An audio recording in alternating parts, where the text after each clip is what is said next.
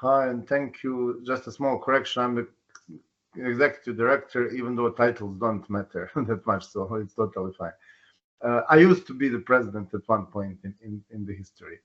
Well, I mean, like I'm probably like the only practitioner like per se in the panel here. So like I'll take that perspective into account like when I'm talking about. So like I won't be doing any research based or study based presentation. I'll try to give as many examples as I can of like the concrete situations that we face in our work, and I'll try to do it that way.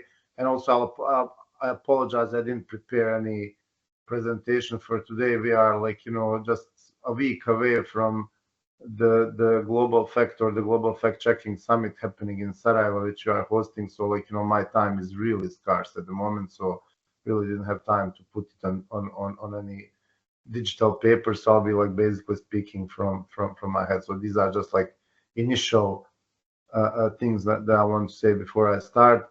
Basically, I'll just give a brief introduction so you can into like where I come from and what we do, so you can understand the like the surroundings and the environment that I want to talk about, and then like I'll go into more concrete things and details about the work we do. So like I come from civic association. Well, I know the name doesn't mean much to you, but like we are one of the pioneers of fact checking in, I would say, even globally. We started fact checking, working with fact checking in 2009. We published our first fact checking portal in Bosnia that covers the Bosnian, Serbian, Croatian language territory. And like obviously we've been doing like what later became known as debunking, even before it was called that in the history of the whole thing. And then like along the lines of like understanding that there are these repetitive narratives of disinformation that are happening, like for instance, especially in cases of like these war memorialization issues around the Balkans. Like we've seen patterns of things happening, so we would publish things like we would publish debunks even before the actual disinformation happens in many cases. And then all of a sudden Google names that pre-bunking and then says, okay, there's this new thing that nobody's heard of, it's called pre-bunking. We've been doing it like also for a decade now. So like I'm just kind of trying to give you the environment of fact checking and where we stand and how the whole concept came up. And like from our perspective, it came up based on the need that like accountability in the public space is something very important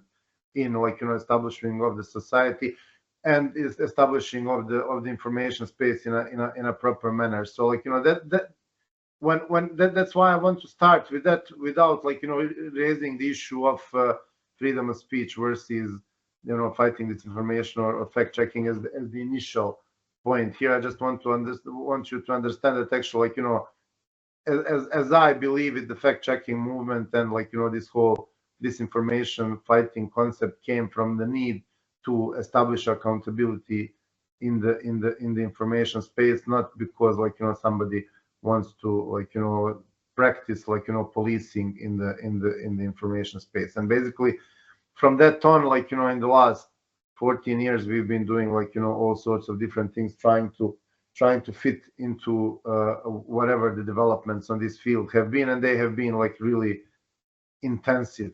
Everything from like the technological developments all the way to like media and information developments on that.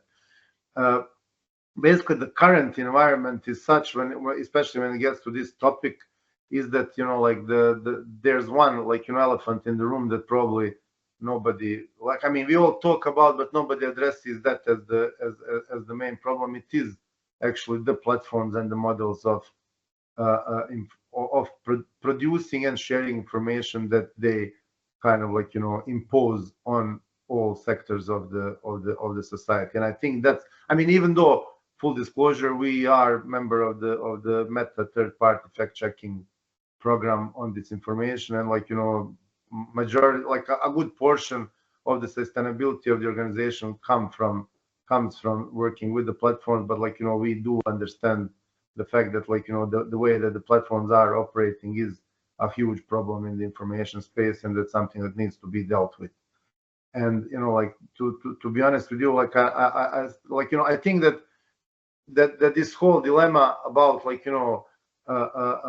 about the issue of limiting freedom of media, freedom of expression with this work is actually kind of a secondary topic in my opinion. The first topic is what are the platforms initially imposing as the rules of engagement in order for us to have the problem in the first place. And that's why I think this needs to be addressed, because actually the current models of how algorithms work, how monetization on platforms work, how the whole financial, economic plus influence system works, is that it incentivizes the production of incredible content and disinformative content in the first place. And that's kind of the primary issue. And then once we deal with that, we can talk about where are the limits to all sorts of actions done in regards to fighting disinformation that can actually potentially limit freedom of speech or freedom of media in this sphere. So I believe that's the order of things that they should be taken into consideration. Why do I say so? Because we feel that by so somebody mentioned, I think the first speaker is the one that actually mentioned the third party model as one of the models of content moderation. And I personally do believe that that model, especially if there's a good model of selecting and verifying and assuring that the third party whoever the third party moderators are doing it properly, is probably the best model of dealing with it, providing the fact that the sanctions or any actions taken upon third party ratings are proper ones and are good ones in terms of how they manage the information space. In the particular case of fact checking, I think that model has its flaws, but actually in terms of preventing any potentially bad repercussions on the freedom of speech, I think it's good, because actually and that's probably the biggest problem now in the whole media / fact checking / information space ecosystem, is that it's perceived problematically because the platforms do take actions in content moderation that are problematic, and then since probably fact checking third party fact checking program is the only one that's kind of really public out there, and where people know who are the people that have the power to moderate content, then we are, as fact checkers, usually the ones that are taking down content. We are the ones that are censoring. We are the ones that are basically, as they like to call it now within the conspiracy theories, a big part of the censorship industrial complex. That's this whole secret organization that's trying to limit the freedom of speech globally. So basically, that's what's happening to us. Whereas, for instance, none of the content we ever fact check or rated on Meta has ever been taken down based on our fact checks, because these are not the sanctions that the platforms can impose based on fact checking this information. The only thing they can do is demote some of the content that we fact check in terms of that it reaches less people, or in cases that some of the publishers are producing more disinformation than and not correcting them at the same time, they can get some additional sanctions like demonetization or demoting their whole profiles on social networks. So no content has ever been taken down or censored based on the fact check that we do. That's why I believe that that model per se is a good one, even though there are flaws in it, because the malign actors or the people who actually do use this information as either a business model or as an influence model in their work, easily learn the game, and they get literally no sanctions.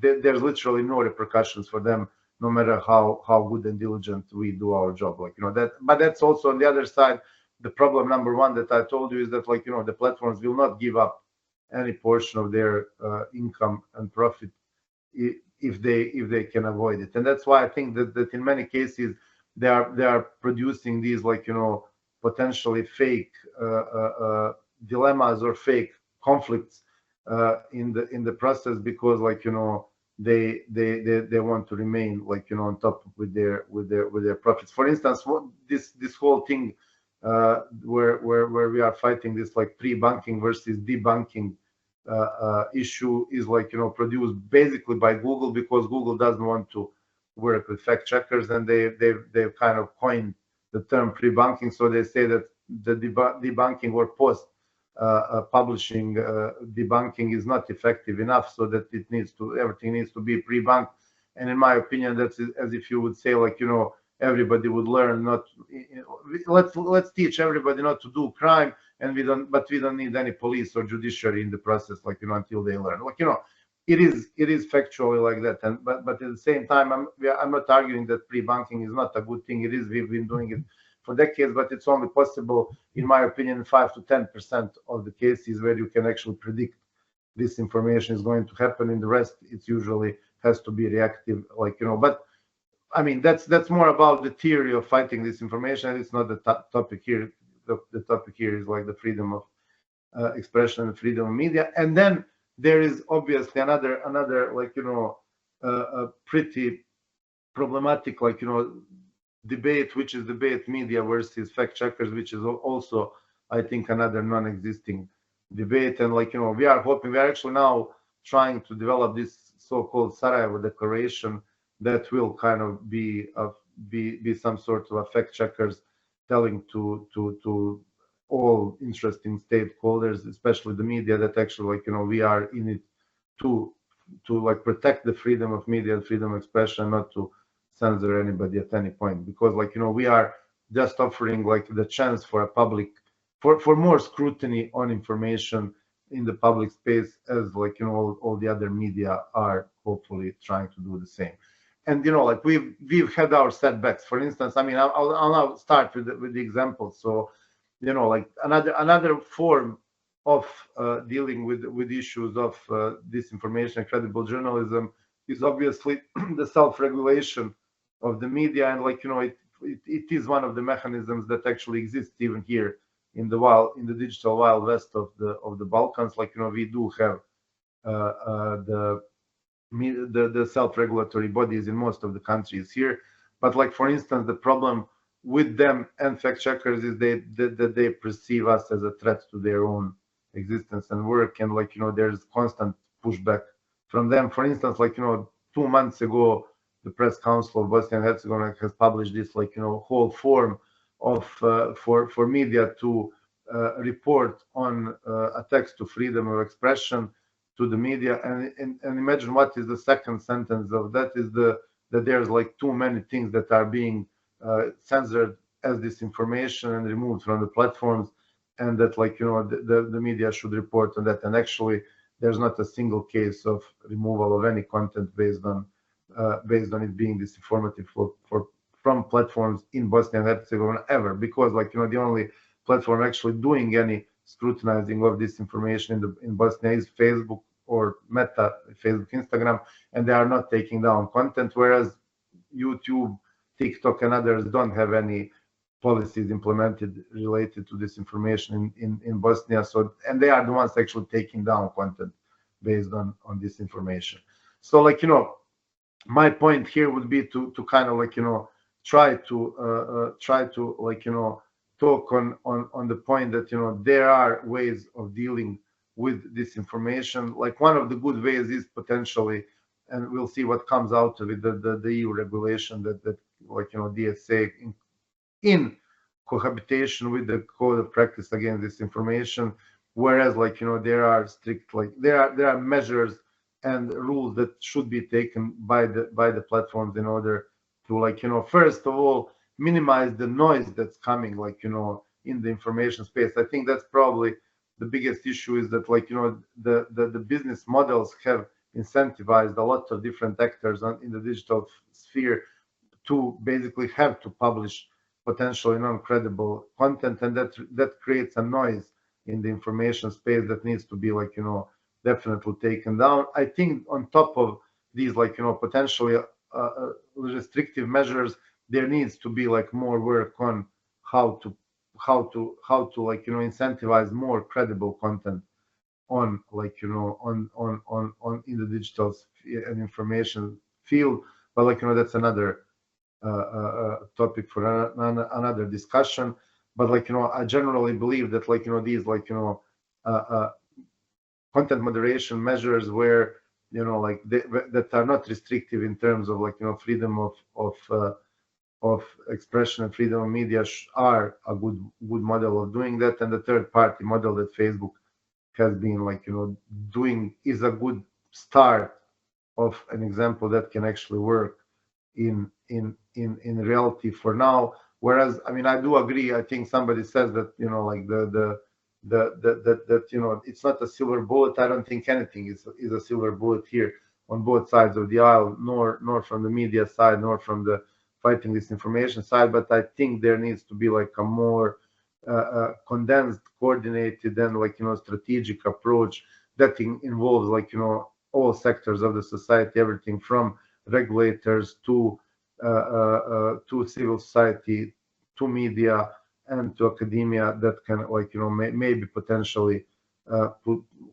find a solution that would at the same time be effective in, like, regulating content in a way that, like, we don't have harmful consequences of the content being published online, and, at the same time to be able to kind of, like, push for the freedom of expression and freedom of media. Because the real risk is that, frustrated by the way that the platforms are functioning, the local regulators in individual countries would impose very restrictive measures and potentially, like, endanger the freedom of speech and freedom of the media. And we see it, and for both good and bad reasons, like, they would do it. And we see, and that's especially dangerous for the regions such as, like, not, I mean, we are not, like, potentially considered the global south, but, like, all these developing and, like, transitional regions such as the Balkans. So I think that basically, if we want to actually do something about it, this needs to be a very coordinated and a very, like, carefully planned approach in order to preserve both the rights and be effective. And I'll stop here because, like, I think we opened up enough things to debate, and it's almost 1.